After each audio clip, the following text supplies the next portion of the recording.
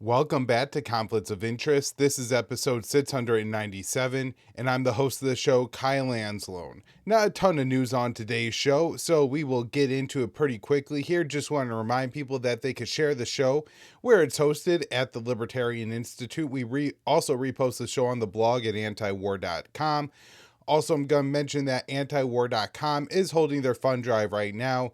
If you want to, you can head on over and support. I do work for antiwar.com as the opinion editor, which is part of my job along with being the news editor at the Libertarian Institute. You can find the show on YouTube, Rumble, or Odysee. Just hit the subscribe button wherever you're listening. If it's YouTube, also hit the notification bell or they will not tell you when a new episode comes out. And then, of course, you can find the show anywhere you listen to audio podcasts. And then follow me on Twitter at KyleAnzalone_, where I post all my work. All right, first up, here's the article I wrote yesterday for the Institute, October 23rd. U.S. will buy long-range drones for Kiev from Ukrainian arms dealers. So the Joe Biden administration will spend $800 million to help Ukraine manufacture long-range drones. The move escalates the proxy war against Moscow by handing Kiev another long-range munition. Additionally, the aid marks a rare step in Washington by spending American money on weapons produced by non-American arm manufacturers. So, an unnamed Pentagon official who spoke with the New York Times confirmed that Washington had approved the aid package. President Zelensky said it would be the first tranche of American funds Kiev would receive in order to produce weapons in Ukraine, and so he's expecting more, I'm guessing several more of these funding packages. While the Times did not specify what the capabilities of the drones would be, British Defense Minister John Healey said the UK planned to fund Ukrainian productions of long-range drones that would be able to hit targets that are further away than the Storm Shadow missiles that London has already sent to Kiev.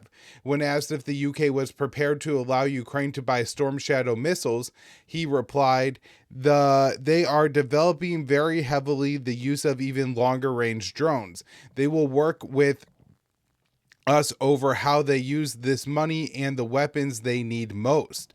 So the Storm Shadow has a range of 155 miles, so we could assume they're going to try to build drones with a range longer than that. It is unclear how Kiev plans to grow domestic arms industry when it lacks air defense capabilities to protect much of its existing vital infrastructure. Using American taxpayer funds to buy weapons from Ukrainian firms is also a significant shift in policy for Washington. Politicians in both parties have explained to their constituents that the war in Ukraine has benefited the U.S. economy because much of the $60 billion in military aid sent to Ukraine enriched American arm manufacturers. Ukraine having access to longer range weapons will also escalate the proxy war Washington is waging against Moscow.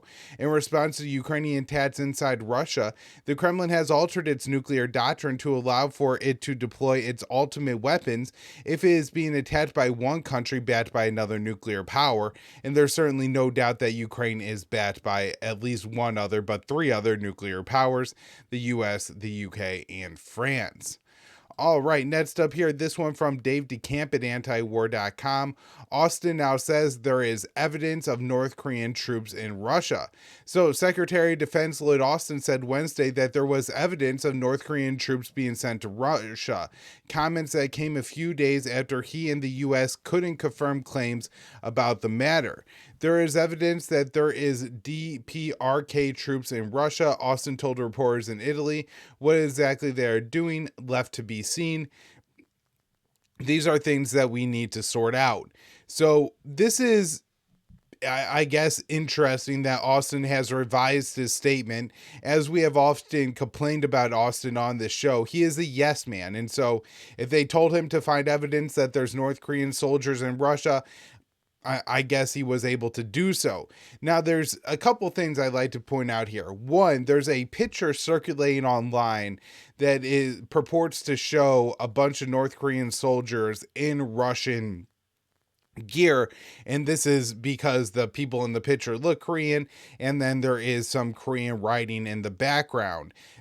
You know, there's a lot of ways a picture like this could come about, so There's question raised there, but also, Russia's a fairly big country, and my understanding is there's a fairly sizable Korean population that lives somewhat isolated in Russia, and so, it's not impossible maybe some of these young men are joining up the fight, and that's where you're getting this group of Korean-speaking Koreans who are fighting for Russia that may not actually be from North Korea.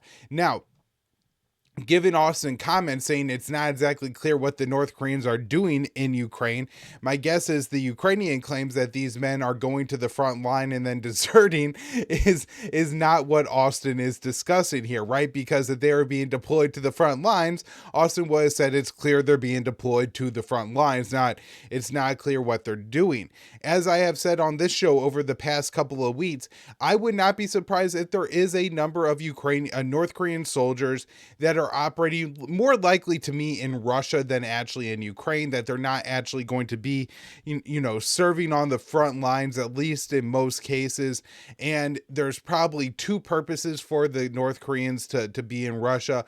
One would be to help the Russians fire North Korean weapons that Pyongyang has sent to Moscow, and the other would be for them to gain some kind of battlefield experience. But my guess is from the command and control center, that they're not interested in having their soldiers maybe get some battlefield experience shooting at the Ukrainians, but just understanding NATO tactics, and of course how Russian weapon systems are used and deployed. Russia and Pyongyang now have an effective mutual defense pact, and they say they would send each other defense systems if one is attacked. And so if North Korea was attacked by the South and they were going to use Russian defense weapon systems in their defense, then it would make sense that they would need to know how to use these weapon systems, and what better way to learn how to use them than to see them operate on the battlefield, and how Russia deploys different kinds of systems.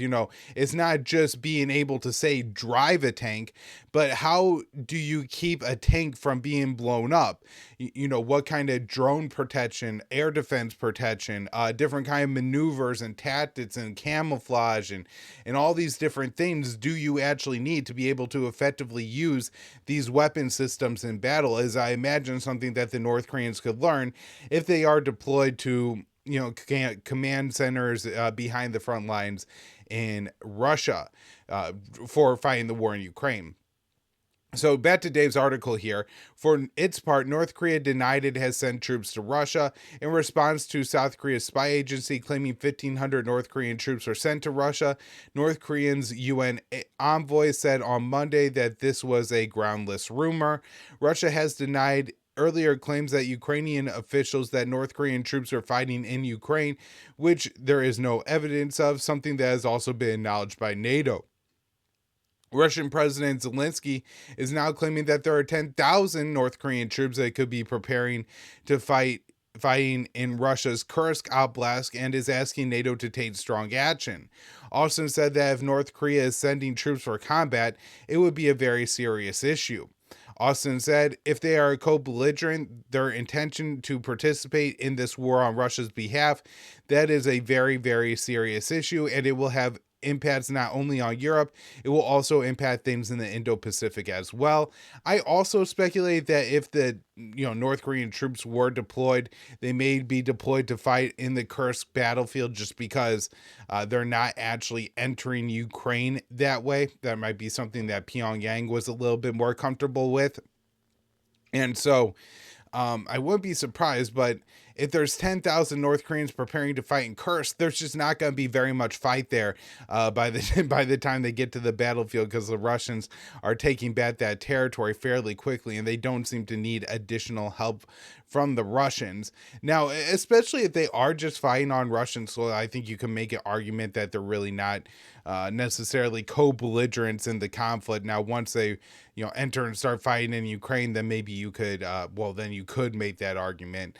but that really, we're not seeing any evidence of that at this point. So South Korea is reportedly considering sending weapons to Ukraine if North Korean soldiers join the war. Seoul has already sent artillery shells to Ukraine, but indirectly through the United States. And so I'm not sure what kind of threat this really is. The South China Morning Post report that South Korean opposition lawmakers are warning against taking that action related to intelligence that isn't clear. So Kim Jun-hoing of the Rebuilding Korea Party, the RKP, and Lee Jae-gang of the Democratic Party of Korea, the DPK, said in a joint statement, "There's nothing clear about whether the troops presumably being sent by North Korea are combatants or non-combatants, or whether they are soldiers at all." So Zelensky is using the claims about North Korean troops to urge his backers to adopt his so-called victory plan, and it does seem to be resonating with some members of Congress. I saw a few statements posted on Twitter of congressmen calling for the U.S. to get more involved in this war.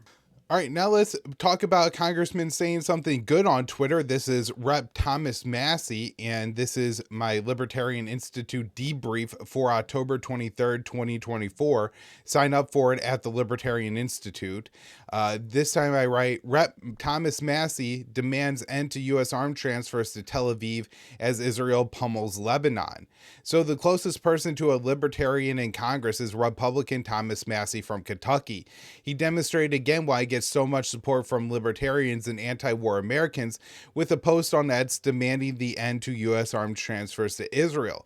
Massie posted a video showing an Israeli airstrike hitting a civilian target in Lebanon and added the text, "If Israel insists on destroying civilian targets in Lebanon, let them buy and build their own weapons. American taxpayers should not be funding this." Over the past year, Israel has destroyed homes, schools, hospitals, shelters, and just about everything else in Gaza. During that time, President Joe Biden and the U.S. Congress lavished Israel with over $20 billion in military assistance to commit that slaughter. Over the past month, Tel Aviv has also sit this war machine on Lebanon, wiping out entire villages and targeting medical facilities. The killing must stop, and Washington must end American complicity in Israel's genocide. This is not the first time Representative Massie has stood tall when it comes to Israel. Earlier this year, the congressman voted against military aid package for Israel. That's where a lot of that $20 billion came from. Then, and even more importantly, on the Tucker Carlson's show, Massie shined a light on AIPAC's massive influence in Washington by pointing out that his GOP colleagues all had Israeli lobbyists who acted as their handlers on any and all decisions regarding Israel. And so that was a very important statement that Massie made when he was on Tucker's show. So again, Massie continues to be good on this issue. Next up here, this one from Brett Wilkins. It's on the blog at antiwar.com. Israel's use of human shields in Gaza sparks call for U.S. probe. So the Israeli Defense Forces use of Palestinians, who are often handcuffed and forced to wear IDF uniforms, as human shields has prompted leading U.S. Muslim advocacy groups on Monday to call for the Biden administration to investigate what experts say is a war crime by the number one recipient of U.S. military aid. International law prohibits the use of combatants or civilians as human shields. However, numerous reports have emerged that Israel's year-long assault on Gaza, which has left more than 152,000 Palestinians dead, wounded, or missing, and is the subject of an International Criminal Court genocide case led by South Africa, of IDF's troops forcing captured Palestinians, including children, to protect Israeli forces in life-threatening situations. The State Department and the Department of Justice must investigate these credible charges of widespread and systematic human rights abuses by military forces that receive weapons paid for by American taxpayers and use against the civilian population.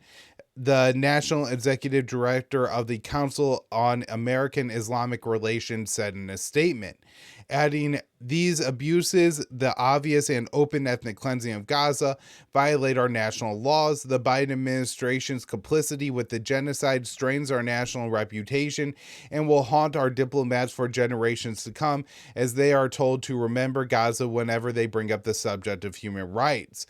International media outlets, including Al Jazeera, the Israeli news outlet Haaretz, the UK's The Guardian, and here the New York Times, have all reported how Israel uses abducted Palestinian militants and civilians to proceed ahead of IDF troops in underground tunnels and buildings in order to protect their captors' life-threatening missions. In May, a report published by Defense for Children International in Palestine revealed that Palestinian minors are forced to walk ahead of IDF soldiers during dangerous raids. Subsequent Al Jazeera reports of Palestinians being strapped to the hood of an Israeli combat vehicle to deter attacks, and Gazans being sent into buildings and tunnels to ensure the locations weren't rigged with explosives, sparked international outrage and IDF denials. So Haaretz reported in August, it's hard to recognize them. They're usually wearing Israeli army uniforms. Many of them are in their 20s, and they're always with Israeli soldiers of various ranks. But upon closer examination, you see most of them are wearing sneakers, not army boots, and their hands are cuffed behind their backs and their faces are full of fear. According to an Al Jazeera article published on Sunday, by dressing Palestinian civilians in Israeli military uniforms and casting them as combatants, the Israeli military purposely conceals their vulnerability. It deploys them as human shields to deter Palestinian fighters from striking Israeli soldiers, but rather draw fire and thus reveal their location, allowing Israeli troops to launch counterattacks and kill the fighters. The moment these human shields mass soldiers are sent into the tunnels, they are transformed from vulnerable civilians into cannon fodder. One 35-year-old Palestinian man who declined to be identified by his real name for fear for his life told The Guardian that Israeli soldiers put a GPS tracker on my hand and told me, if you try to run away, we will shoot you. We will know where you are. I was asked to go and knock on doors of 4 houses and 2 schools and ask people to leave, women and children first and then the men. At one school, the situation was very dangerous. I shouted at everyone in the school to leave quickly, but at that moment there was heavy shooting by the Israeli army, and I thought I was going to die. A former IDF soldier told the New York Times that IDF commanders instructed them that the lives of the terrorists are worth less than those of Israelis, even though officers often concluded their detainees did not belong to a terrorist group and later released them without charge. Israel denied that it uses Palestinian civilians as human shields, despite video evidence of IDF troops doing so both in Gaza and in the West Bank. So the IDF said in August, the orders and directives of the IDF prohibit the use of civilians captured in the field for military missions that endanger them. Those protocols and orders have been clarified to the troops on the ground. However, IDF troops have confirmed the practice. This is from an IDF sniper who is now a director of Breaking the Silence, an Israeli veterans group that exposes war crimes, and he told The Guardian, from what we understand, it was a very widely used protocol, meaning there are hundreds of Palestinians in Gaza who have been used as for human shields. Palestinians are being grabbed from humanitarian corridors inside Gaza, and they are being brought to different units inside Gaza, regular infantry units, not special forces, and then those Palestinians are being used as human shields to sweep tunnels and also houses. In some cases, they have GoPro cameras on their chest or on their head, and in almost all cases, they are cuffed before they are taken into a tunnel or house to sweep, and they are dressed in IDF uniforms. The Biden administration provides Israel with tens of billions of dollars in military aid and shields its ally from international accountability by wielding its United States Security Council veto power to block ceasefire resolutions. Administration spokespeople have deflected questions about the IDF use of human shields, deferring to Israeli investigations in which the perpetrators are rarely, if ever, punished. In 2002, the Israeli High Court of Justice issued a temporary injunction prohibiting the use of human shields in operations to quash the Second Intifada or general uprising. Some IDF soldiers ignored the injunction, according to the Israeli human rights group Bet Telem.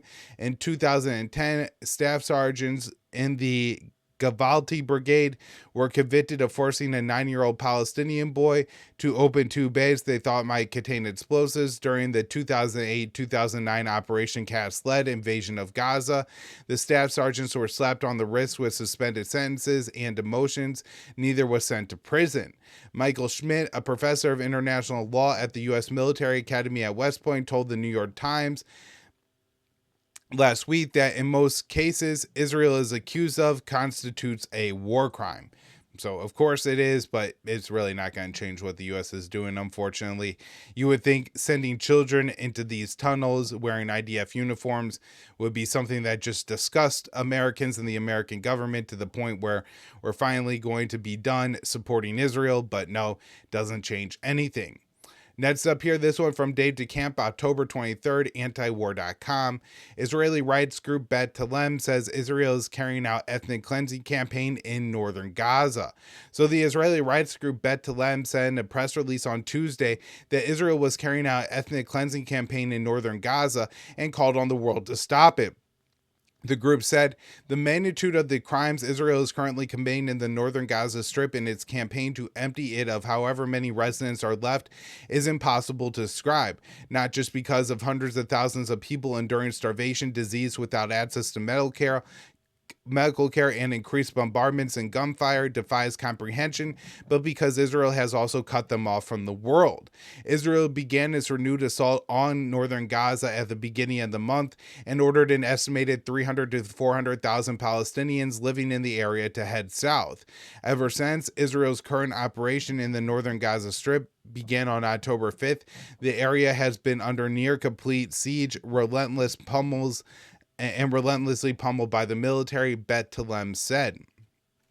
So Gaza's media office said Wednesday that at least 770 Palestinians have been killed in northern Gaza over the past 19 days. Dozens more are missing and over 200 have been kidnapped by the Israeli forces. According to Bet Telem's press release, over 50,000 Palestinians have been forced out of their homes. The Israeli military said Wednesday that it has forced 20,000 Palestinians out of Jabalia, where the assault has been focused, and arrested more than 150. Israel is attempting to carry out an ethnic cleansing campaign known as the General's Plan, which calls for a mass evacuation of Palestinians and the killing of anyone who stays behind, whether by military action or starvation. Bet Telem said, other than the most exceptional cases, Israel does not allow humanitarian aid or emergency crews in, taking advantage of the fact that global attention has been diverted to irreversibly change the reality on the ground. The rights group said Israel was committing some of the gravest crimes under the laws of war and called on the world to take action. Bet Telem said, without immediate decisive action from the international community, without using every tool available, political, legal, and economic, the mass killing in northern Gaza will continue and the suffering of its besieged civilians will grow. The only country with the power to stop Israel's genocidal campaign in Gaza is the U.S., since it supplies Israel with most of its weapons. A senior Israeli Air Force officer recently acknowledged that without U.S. support, Israel couldn't sustain its military operations in Gaza for more than a few months. On October 14th, the Biden administration sent a letter to Israeli officials and gave them 30 days to allow more aid into Gaza, a deadline that falls after the November 5th presidential election. The letter implies that if the U.S. demands aren't met, the U.S. might consider enforcing foreign assistance laws, but doesn't explicitly say the U.S. will cut off weapons shipments. The State Department also declined to say if there would be any consequences for Israel. And we know from the stories we covered yesterday that Netanyahu is going to deny behind the scenes that they are not enacting the General's Plan in Gaza, but he's going to refuse to make that statement publicly, so it really suggests that that's what they're doing. All right, next up here, Israeli forces killed 47 Palestinians in Gaza over 24 hours. So Gaza's health ministry said Wednesday that Israeli forces had killed at least 74 Palestinians and wounded an additional 130 over the previous 24-hour period. The health ministry said the latest latest violence brought its death toll since October 7th, 2023 to 42,792, and the number of wounded to 100,412. The ministry said there are still a number of victims under the rubble and on the streets, and ambulance and civil defense crews cannot reach them.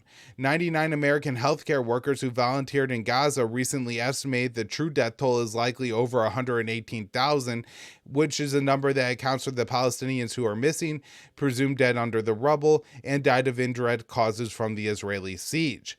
Gaza's health ministry also posted on Telegram that it was running out of shrouds to cover the bodies of dead Palestinians.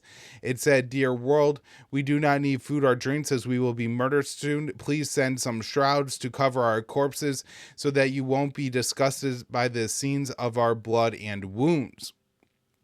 Israeli strikes were reported across the Gaza Strip on Wednesday, including in the north, where Israeli forces are carrying out ethnic cleansing campaign. Gaza's media office said 770 Palestinians have been killed in northern Gaza since the Israeli uptick in assault began on October 5th. All right, now a minute to talk about Lebanon. Israeli airstrikes pound ancient Lebanese city of Tyree. So this one from Jason Ditz, antiwar.com, October 23rd. Overnight, Israel demanded the evacuation of civilians from a broad swath of the ancient Lebanese city of Tyree. They announced that we're going to forcefully act against Hezbollah, and if you've been following Lebanon news, that means they're going to hit a lot of residential buildings. This morning, the first airstrikes started. At least 4 airstrikes were reported so far today against the city, with images of smoke rising from the city. The casualties aren't clear, but the strikes were just a few hundred meters of the UN World Heritage Site in Tyree, an ancient Phoenician city and the home of Roman ruins, which include the city's hippodrome. There have yet to be any casualty reports out of the city about the strikes. Local officials are saying that while the evacuation order doesn't technically order an entire city to evacuate, it's broad enough that the effective anyone left in the city is in the process of fleeing. When Israel launched its invasion of Lebanon last month, a lot of people fled from Tyree, which originally had a population of around 60,000 people. At the time people were fleeing from Tyree, other people from the surrounding parts of Lebanon were fleeing to Tyree, and it was believed up until yesterday there were about 14,000 people seeking shelter there. A city with over 5,000 years of history, Tyree is believed to be home to Hezbollah South Front Unit headquarters. It's not clear if that was actually the target that was hit so far, nor is it clear that what else Israel is targeting across the city. City officials say they hope most of the population was able to flee in the few hours between Israel's evacuation order and when the strike started. They said the orders were centered around the residential and commercial areas in the city. In the first months of the war, residential districts seem to be strongly favored by Israeli strikes. And then the last story up here today, this one back to Dave DeCamp from antiwar.com. 2 U.S. troops injured during raid against ISIS in Iraq. So 2 U.S. troops are wounded in a raid against ISIS in central Iraq that was conducted with Iraqi government forces, Central Command said on Wednesday. CENTCOM claims 7 ISIS fighters were killed in the raid, which said it was led by Iraqi forces. The statement said, during the Iraqi-led operation, 2 U.S. military personnel were wounded while assisting Iraqi forces with site exploration. They are in stable condition. CENTCOM said Iraqi forces conducted strikes and follow-on raids on multiple ISIS locations, and that the attacks were enabled by the U.S.-led anti-ISIS coalition. Since the start of the year, the Iraqi Prime Minister Mohammed Shia al-Sudani has said that Iraqi security forces could handle ISIS remnants without assistance from the U.S.-led coalition, but U.S. troops have continued to be involved in combat operations, and it's likely that these 2 troops, along with 7 others who were wounded during August 29th raid on a ISIS hideout, probably didn't have to be wounded. The U.S. is just having their troops conduct these raids with the Iraqis in order as an excuse to maintain our military presence in Iraq. The U.S. and Iraq entered talks earlier this year on the presence of U.S.-led coalition as al-Sudani was calling for all foreign troops to withdraw in response to escalations between the U.S. and Shia militias they are operating as a part of Iraq's security forces. In September, the U.S. and Iraq announced that the U.S.-led anti-ISIS coalition will officially end its mission in Iraq by September of 2025, but U.S. troops will remain in the country under a bilateral security partnership. It's unclear if any of the 2,500 U.S. troops in Iraq will actually withdraw. Iraqi governments have been calling for the U.S. forces to leave for years, but the U.S. has refused and has been able to stay due to a significant economic leverage over the country. Since the 2003 invasion, the U.S. Federal Reserve has held Iraq's foreign reserves, giving Washington control over Baghdad's dollar supply and the ability to devalue the Iraqi dinar. So, just an absolute nuclear weapon, an economic nuclear weapon that we hang over the head of Iraq and force them to allow us to continue our occupation of that country. All right, thank you everybody so much for tuning in today. We'll be back with one more show this week.